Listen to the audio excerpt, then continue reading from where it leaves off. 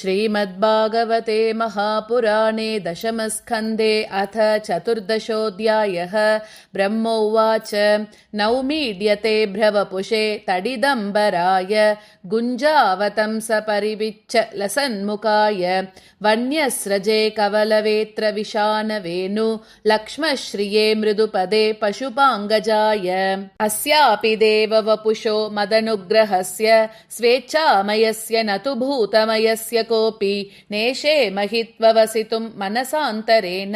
साक्षात्तवैव किमुतात्मसुखानुभूतेः ज्ञाने प्रयासमुदभास्य नमन्त एव जीवन्ति सन्मुखरितां भवदीयवार्तां स्थाने स्थिता श्रुतिगतां तनुवाङ्मनोभिः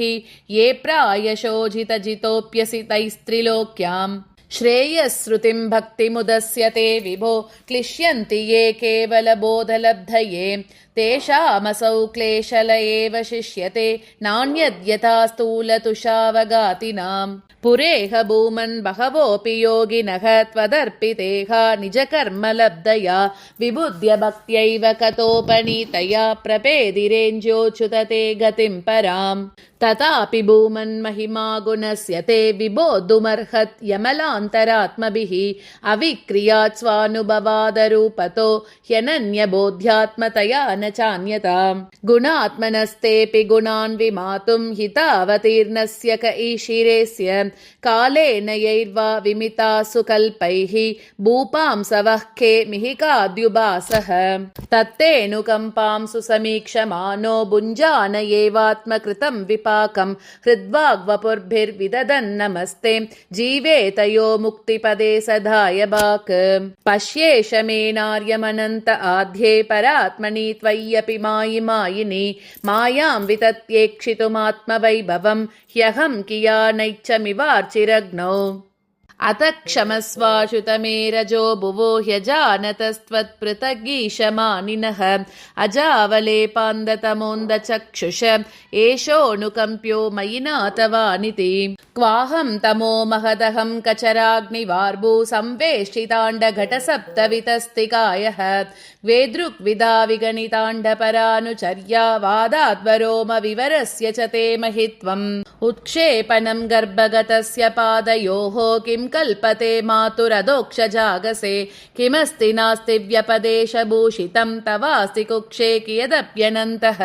जगत्त्रयान्तोदधि सम्प्लवोदे नारायणस्योदरनाभिनालात्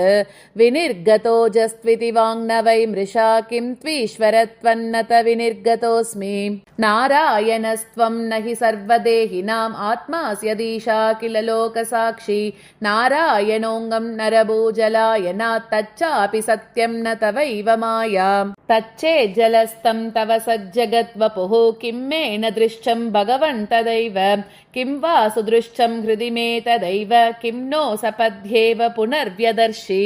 अत्रैव मायादमनावतारे ह्यस्य प्रपञ्चस्य बहिस्फुटस्य कृत्स्नस्य चान्तर्जठरे जनन्या माया त्वमेव प्रकटीकृतं ते यस्य कुक्षाविदं सर्वं सात्मं भाति यथा तथा तत्त्वय्यपीह तत्सर्वं किमिदं मायया विना अद्यैव त्वदृदेस्य किं मम न ते माया त्वमादर्शितम् एकोऽसि प्रथमं ततो व्रज सुहृद्वत्सा समस्ता अपि तावन्तोऽसि चतुर्भुजास्तत किलैः साकं मयोपासिता तावन्त्येव जगन्त्यभूस्ततमिदं ब्रह्माद्वयं शिष्यते अजानतां त्वत्पदवीमनात्मनि आत्मात्मना भासि वितत्य मायां सृष्टौ विवाहं जगतो विधान इव त्वमेशान्त इव त्रिनेत्रः सुरेष्वृषिष्वीश तथैव नृष्वपि तिर्यक्षुयादस्वपि ते जनस्य जन्मासतां दुर्मदनिग्रहाय प्रभो विधातः सदनुग्रहाय च को वेत्ति भूमन् भगवन् परात्मन् योगेश्वरोऽतिर्भवदस्त्रिलोक्यां क्व वा कथं वा कति वा कदेति विस्तारयन् क्रीडसि योगमायां तस्मादिदं जगदशेषमसत्स्वरूपं स्वप्नाभमस्तदिशनं पुरुदुःखदुःखं त्वय्येव नित्यसुखबोधतनावनन्ते मायात उद्यदभियत् सदिवावभाति। एकस्त्वमात्मा पुरुषः पुराणः सत्यस्वयं ज्योतिरनन्त आद्यः नित्योऽक्षरोऽजस्रसुखो निरञ्जनः पूर्णोऽद्वयो मुक्त उपादितोऽमृतः एवं विदं त्वां सकलात्मनामपि स्वात्मानमात्मात्मतया विचक्षते गुर्वर्गलब्धोपनिषत्सु चक्षुषा ये ते तरन्तीव भवानृताम्बुधिम् आत्मानमेवात्मतया विजानतां तेनैव जातं निखिलं प्रपञ्चितं ज्ञानेन भूयोऽपि च तत्प्रलीयते रज्ज्वामहेर्भोगभवाभवौ यथा अज्ञानसंज्ञौ भवबन्धमोक्षौ द्वौ नाम नान्यौ स्तरुदज्ञभावात् अजस्रचित्यात्मनि केवले परे विचार्यमाने तरणाविवाहनि त्वामात्मानं परं मत्वा परमात्मानमेव च आत्मा पुनर्बहिर्मृग्य अहोज्ञ जनताज्ञता अन्तर्भवेनन्तभवन्तमेव ह्यतत्यजन्तो मृगयन्ति सन्तः असन्तमप्यन्त्यहिमन्तरेण सन्तं गुणं तं किमुयन्ति सन्तः अतापि ते देवपदाम्बुजद्वय प्रसादलेशानुगृहीत एव हि जानाति तत्त्वं भगवन्महिम्नो न चान्यये कोऽपि चिरं विचिन्वन् ततस्तु मे नाथ स भूरिभागः भवेत्र वान्यत्र तु वातिरश्चां येनाहमेकोऽपि भवज्जनानां भूत्वा निषेवे तव पादपल्लवम् अहोति धन्या व्रजघोरमन्यः स्तन्यामृतं पीतमतीव ते मुदा यासां विभो वत्सतरात्मजात्मनां यत्तृप्तयेद्यापि न चालमद्वराः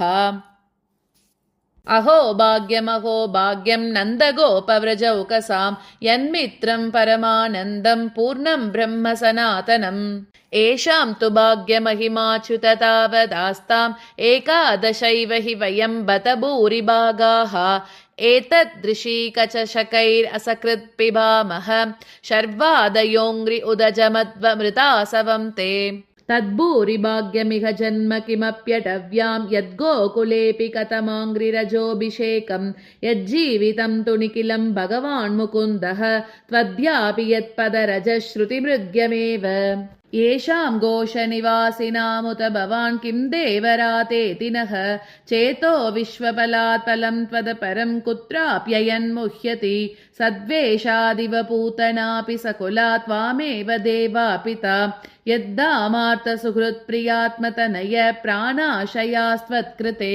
तावत् रागाधयस्तेनाः तावत् कारागृहं गृहं तावन्मोहोऽङ्घ्रिनिगडो यावत् कृष्णनते जनाः प्रपञ्चं निष्प्रपञ्चोऽपि विडम्बयसि भूतले प्रपन्नजनतानन्द सन्तोऽहं प्रतितुं प्रभो जानन्त एव जानन्तु किं बहुक्त्या न मे प्रभो मनसो वपुषो वाचः वैभवं तव गोचरः अनुजानीहि मां कृष्ण सर्वं त्वं वेत्सि सर्वदृक् त्वमेव जगतां नाथः जगदेतत्तवार्पितम् श्रीकृष्ण वृष्णिकुलपुष्करजोषदायिन् क्ष्माणिर्जरद्विजपशूदतिवृद्धिकारिन् उद्धर्मशार्वरहर क्षितिराक्षसदृक् आकल्पमार्गमर्हन् भगवन्नमस्ते श्रीशुक उवाच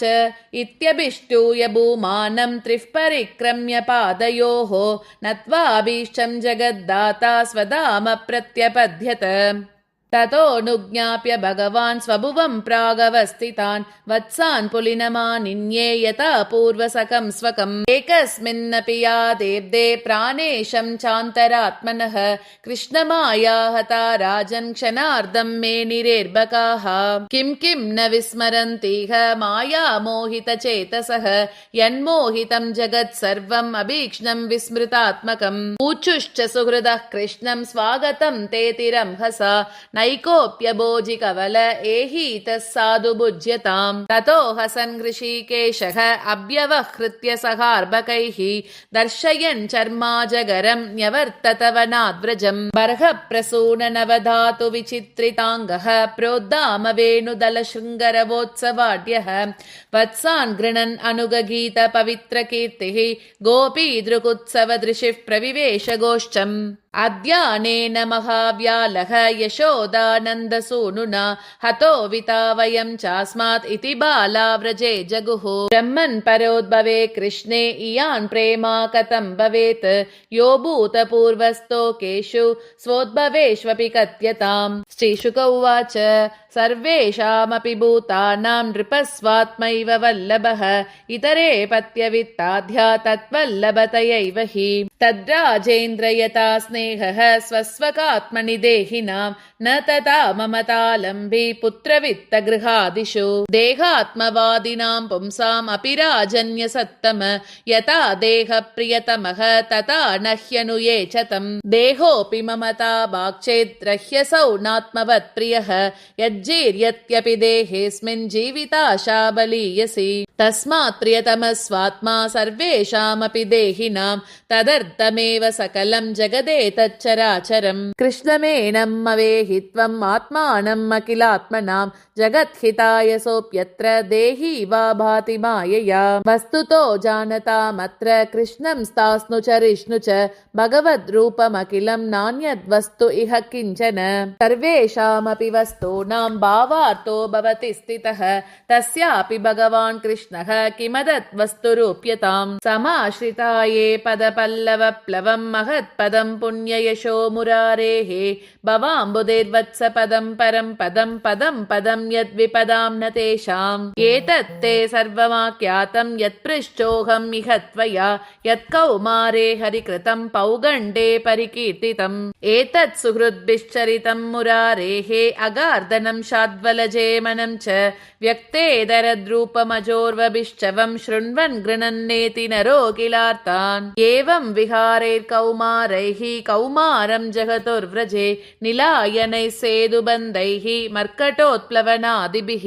इति श्रीमद्भागवते महापुराणे पारमहंस्यां संहितायां दशमस्कन्धे पूर्वार्धे ब्रह्मस्तुतिर्नाम चतुर्दशोऽध्यायः।